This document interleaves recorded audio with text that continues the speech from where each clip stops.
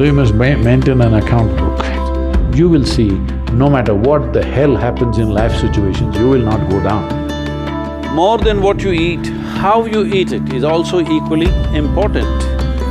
Check and see if you're still alive. If you are, just do this much for your sake.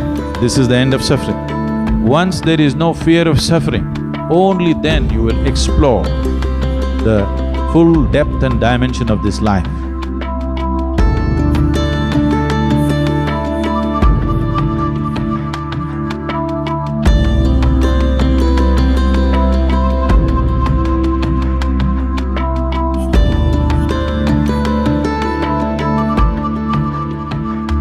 Outside challenges are many. There are many things in the world. Some things will happen, some things won't happen, some things will act for us, something will work against us. These things are happening all the time. But am I functioning for myself or am I functioning against myself? Within this, is my life little more exuberant, little more better, little more joyful, little more peaceful? You just measure this every day. So you must maintain an account book. Yes, if you're doing business, how do you know whether you're progressing? Only one who keeps accounts knows whether he is making money or going down, isn't it so? Similarly, you must maintain an account. You just see, let's say yesterday you were joyful 5 times in the day. Today if you're 6, you're better. Tomorrow if you're 7, you're better. But day after tomorrow if you're 3, you're worse. How many moments of joy do you have? Why I'm talking about joy is we are not using joy as a goal. Joy is a measure. Joy means you're at ease.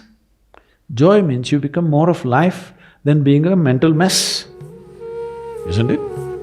Joy does not mean that you attain to something. Joy simply means life has come to ease, you're not messing yourself up. Spend 5 minutes, have I been better today than yesterday? Has my day been better?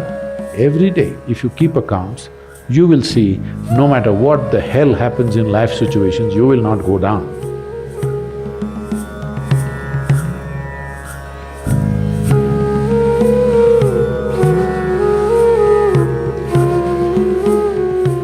Here I'm not trying to tell you what to eat and what not to eat. You eat whatever you want. But being a human being, the most important thing is that you do it consciously. Whatever you do must happen consciously. Your selection of food and consumption of food also must happen consciously. More than what you eat, how you eat it is also equally important. When I say how you eat it, these are all live substances. Every one of them had a life of their own, whether it's a plant, animal, vegetable, every one of them had a life of their own. If you approach it with a certain sense of gratitude and reverence towards the food that you eat, when I say reverence, it may feel like too much for you, but I'm asking you, let's say we put you in a room and you had nothing to eat for 5 days. If God appears in front of you, what will you ask for? Food? So that's how important it is. You must understand the food on your plate is not just a substance, it is not a material, it is not a commodity, it is life. It is the life-making material for you. So you must treat it as such. Right now, when it's on the plate, when it's out there, it has no value, but the moment you consume it and it becomes your flesh and blood, now suddenly it's of immense value. Why do we live like this? It's very important, when it comes on your plate itself, you must treat it as a part of yourself. With great reverence, you must consume. Just the way you consume it, if you change that, food will behave very differently within you.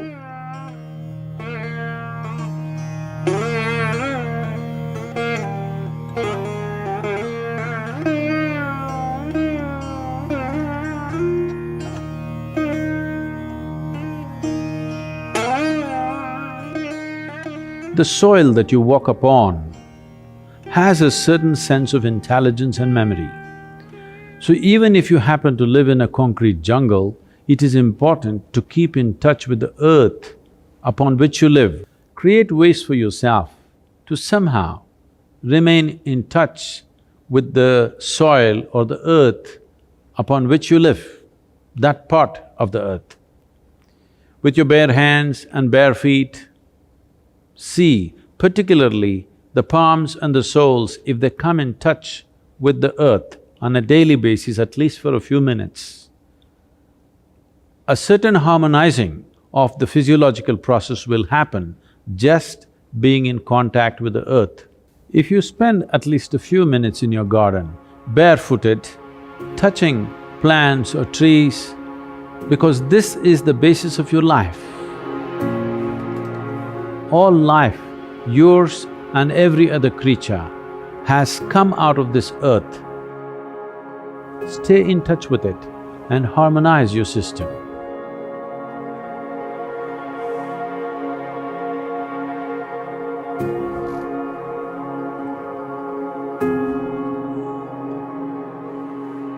One thing is, before you go to bed, just sit in your bed just for 2 minutes.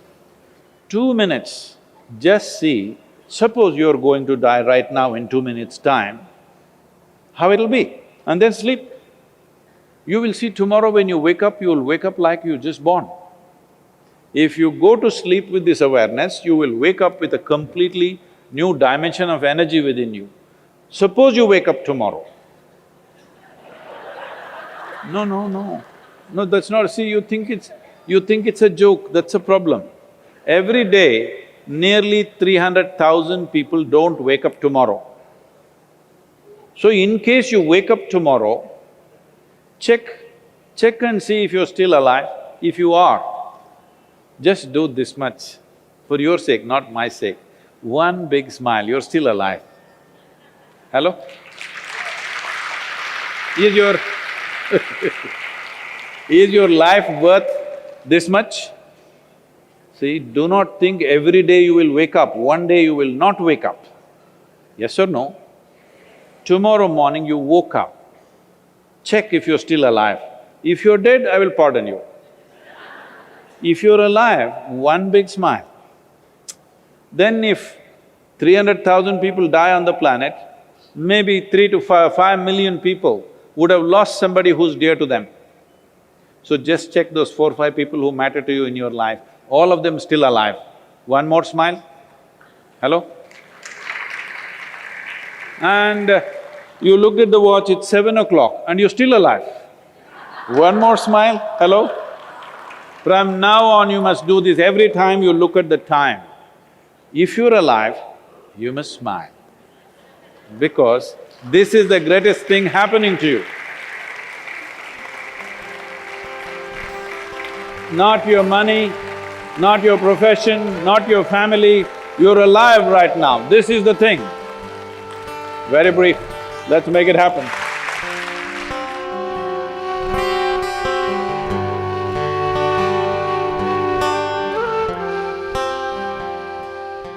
Your ability to live well on this planet is essentially how well you can harness this body and this mind. Yes or no?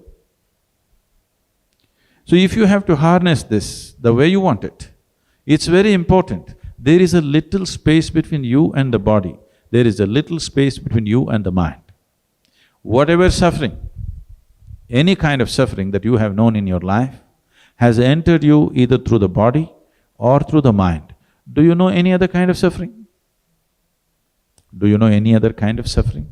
Physical suffering, mental suffering. There's only 2 things you know, isn't it?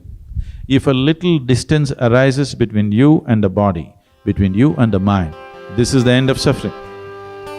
Once there is no fear of suffering, only then you will explore the full depth and dimension of this life. So, one thing we want to do is, we are bringing this what's called as Isha Kriya, which gives you a distance between you and your thought, between you and your body. If people experience this for 2 minutes a day, their lives will change.